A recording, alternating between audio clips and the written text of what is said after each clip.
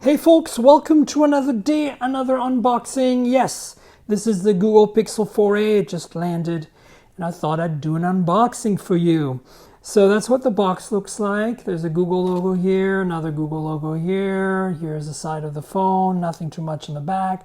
Hashtag Team Pixel. There's some images down here. Pretty much what you'd expect. So let's start peeling things off, shall we? And ta-da. Now, what you've been waiting for, what we've all been waiting for since the leak started in February now. Dun, dun, dun, dun, dun, dun, dun. I like the little insert in here. Here's the phone. Let's put it aside and have a look at the rest of the box for a second. Here's a divider. Here's documentation. We've got probably the usual stuff. Safety warranty, SIM removal tool, and the manual. Very simple manual. Tells you everything you need to know right here. And in Spanish. All right, you've got an 18-watt charger, USB Type-C. Here's all the specs for you. Not sure you can read that.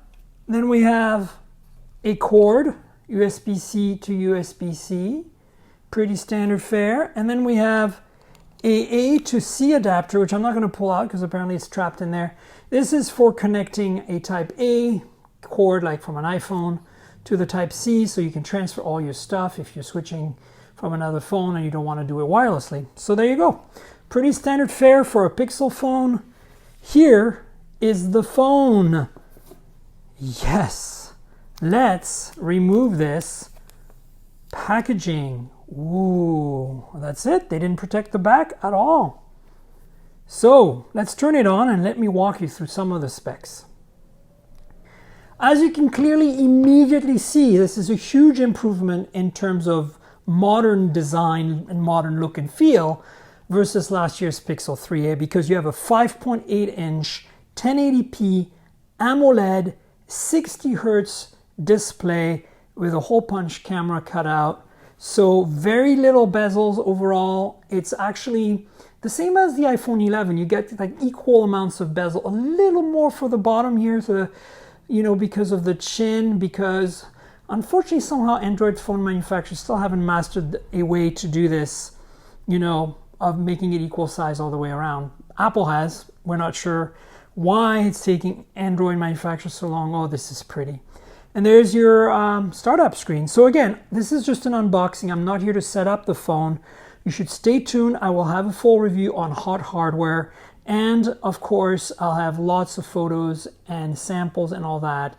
And if you're tuning in right now to this video, this week later, I will have a full review of this on my podcast at mobiletechpodcast.com.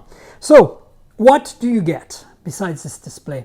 This camera appears an 8 megapixel f/2.0 1.12 micron front-facing camera. Nothing to write home about, but it's fine.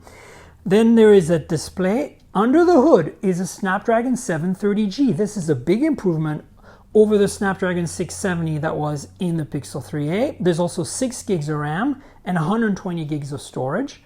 That's not bad. That's actually more than the Pixel 3 was. So never mind the 3a. So that's a big improvement. I think that's going to help a lot. Then there is a 3140 milliamp hour battery in this thing. So that's what it looks like in the back. Under there is the battery. There's no wireless charging coil. This is a plastic unibody finish. It is black. That's the only color you get a choice from. There's a fingerprint sensor in the back, and I can immediately tell this doesn't seem or feel quite as premium as the plastic unibody in the 3a. Don't get me wrong, it's nice, but the 3a really felt like it was just a super high quality, pretty much machine polycarb, where I think this feels like it's molded to me. It's got this nice little soft touch finish that makes it easier to hold. I mean, that's all good and welcome, but it doesn't feel quite as fancy as the 3a did somehow. And of course, not nearly as fancy as the more expensive Pixels that are glass and metal. Google logo here. And then there's a camera pod. It actually is only a single camera in here. It's the same 12 megapixel we've seen on the 4, 3, and 3a. As I said, it's a 12 megapixel f of a 1.7, 1.4 micron with OIS. That's pretty awesome. They kept the OIS on this. We've got a flash here, and that's pretty much it for the back. Let me walk you through the edges. On the right-hand side here, you've got the power lock key in this nice teal, green, bluish color. Very cool, very Google. You've got the volume rocker as well.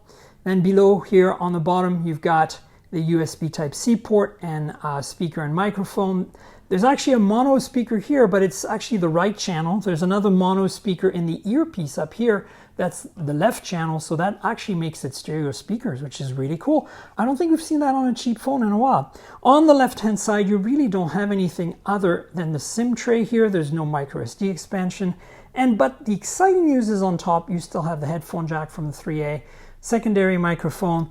So that's it. That's the layout for this Pixel 4a. It's also a small phone, which really feels nice in hand. It's about the same footprint as the iPhone SE 2020. So yeah, it's actually pretty cool. I think I'm looking forward to this. Upgrade in processor, upgrade in RAM, upgrade in storage, upgrade in display, all for the $50 less than last year's 3A. That's exciting. Of course, same great camera, same great software, same great Google features, all the stuff you expect. So folks, that's it. That's a quick unboxing of the Pixel 4a. Stay tuned. I'll have more content. As I said, my review should be on Hot Hardware later this week. And then, of course, the podcast will cover this extensively this week. Please subscribe, tell your friends, all that good stuff. Remember, this channel is a supplement to the podcast. It lives at mobiletechpodcast.com. We're on Google Podcasts, Apple Podcasts, Pocket Casts, Spotify. And of course, please subscribe to this channel, like, tell your friends, all that good stuff. Click on the notification bell, comment below. You know what to do. And please stay with us for some visual additions to the audio podcast. That's it, folks. Stay tuned for more content soon. And until then, cheers, everybody.